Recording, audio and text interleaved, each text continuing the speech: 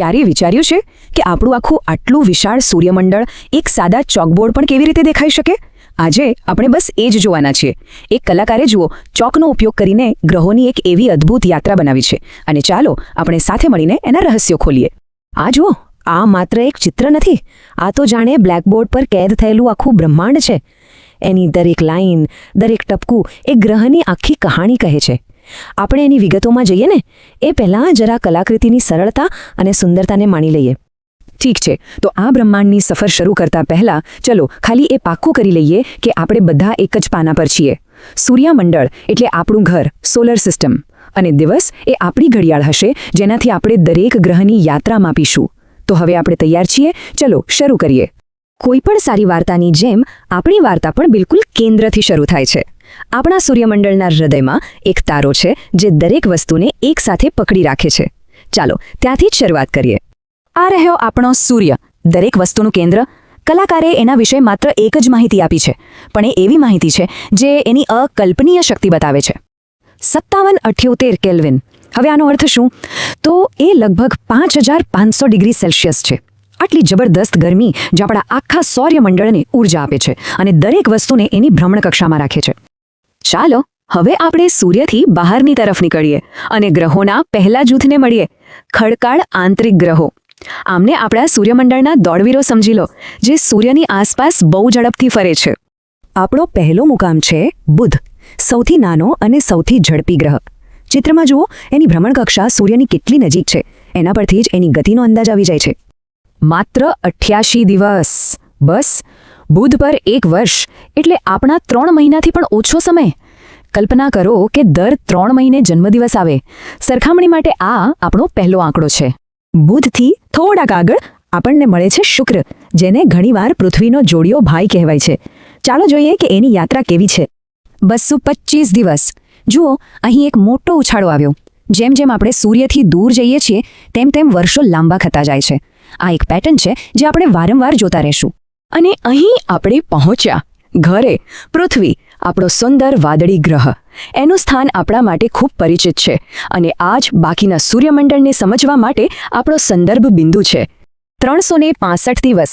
આ સંખ્યા આપણા સૌના દિલમાં વસેલી છે, પણ જેમ આપણે આગળ જોઈશું, બ્રહ્માંડના સ્કેલ પર આ તો આંખના પલકારા જેવું છે. આપણે આંતરિક ગ્રહોની યાત્રા લાલ ગ્રહ મંગળ પર પૂરી કરીએ છીએ.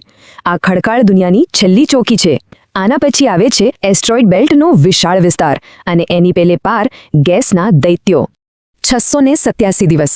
મતલબ કે મંગળ પર એક વર્ષ પૃથ્વીના લગભગ 2 વર્ષ બરાબર છે. આ લાંબુ લાગે છે? જરા રાહ જુઓ, આપણે તો હજી શરૂઆત જ કરી છે. હવે આ જુઓ, આ બારચાર્ટ શબ્દો કરતાં ઘણું વધારે કહે છે. આંતરિક અને બાહ્ય સૂર્યમંડળ વચ્ચેની ખાઈ જુઓ. 687 દિવસથી સીધા 4380 દિવસ. આ કોઈ નાનો કૂદકો નથી, આ તો એક બ્રહ્માંડીય છલાંગ છે. તો આ મોટી છલાંગને ધ્યાનમાં રાખીને ચાલો આપણે બાહ્ય સૂર્યમંડળના ક્ષેત્રમાં પ્રવેશ કરીએ. અહીં નિયમો બદલાય છે અને સ્કેલ અકલ્પનીય બની જાય છે. આ દૈત્યોનો દેશ છે, અને આ રહ્યો એ સૂર્યમંડળનો રાજા, ગુરુ. એ એટલો મોટો છે કે બીજા બધા ગ્રહો એની અંદર સમાઈ શકે છે. આ આપણું પેલ્લો ગેસ દૈત્યો. 4380 દિવસ. આ પૃથ્વીના લગભગ 12 વર્ષ બરાબર છે. વિચારો કે કોઈ બાળક પ્રાથમિક શાળામાં હોય ત્યારે ગુરુ પોતાની એક યાત્રા શરૂ કરે, અને જ્યારે બાળક હાઈસ્કૂલમાંથી પાસ થાય ત્યારે એ યાત્રા પૂરી થાય. આ છે બાહ્ય સૂર્યમંડળનો સ્કેલ. આગળ આપણે શનિ તરફ જઈએ છીએ, જે સૂર્યમંડળનું રત્ન છે. જુઓ, કલાકારે એના પ્રખ્યાત વલયોને કેટલી સુંદર રીતે દોર્યા છે.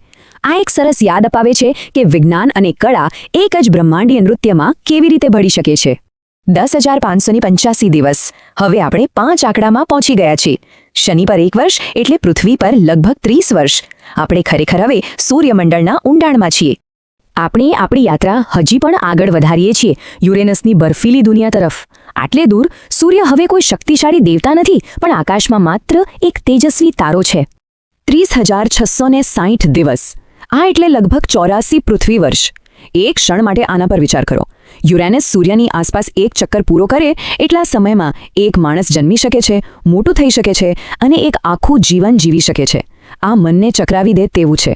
હવે આપણે આપણી યાત્રાની અંતિમ જાણીતી સરહદ પર પહોંચ્યા છીએ.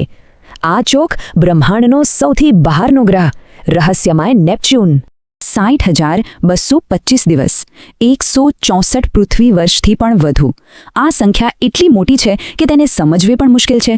તે એક યાદ અપાવે છે કે આપણે કેટલા નાના છીએ અને બ્રહ્માંડ કેટલું વિશાળ છે. આ અંતિમ સંખ્યા સાથે આપણી ગ્રહોની યાત્રા અહીં સમાપ્ત થાય છે. આપણે દરેક દુનિયાની મુલાકાત લીધી છે, દરેક સંખ્યા જોઈ છે. હવે ચાલો એક ડગલું પાછળ હટીએ અને આ આખી તસવીરને એક નવા દૃષ્ટિકોણથી જોઈએ. અને આપણે ફરીથી ત્યાં જ છીએ જ્યાંથી શરૂઆત કરી હતી. પણ હવે આ માત્ર એક ચિત્ર નથી, ખરું ને? આ સમયની એક વાર્તા છે. બુધની 88 દિવસની ઝડપી દોડથી લઈને નેપ્ચ્યુનની 60,000 દિવસની ધીમી મહાકાવ્ય મેરેથોન સુધી દરેક ભ્રમણકક્ષા એક અલગ વાર્તા કહે છે. અને તે બધું આ સરળ ચોક કલાકૃતિમાં સુંદર રીતે કેદ થયેલું છે. તો આ આપણને એક પ્રશ્ન સાથે છોડી જાય છે, નહીં? એક સાદું ચોક ડ્રોઈંગ આપણને સૂર્યમંડળ જેવી વિશાળ વસ્તુને સમજવામાં કેવી રીતે મદદ કરી શકે? કદાચ જવાબ એ છે કે ક્યારેક સૌથી મોટા વિચારોને સમજવા માટે આપણને સૌથી સરળ સાધનોની જરૂર પડે છે. આ કલાકૃતિ આપણને યાદ અપાવે છે કે જિજ્ઞાસા અને સૃજનાત્મકતા જ બ્રહ્માંડના રહસ્યોને ખોલવાની ચાવી છે.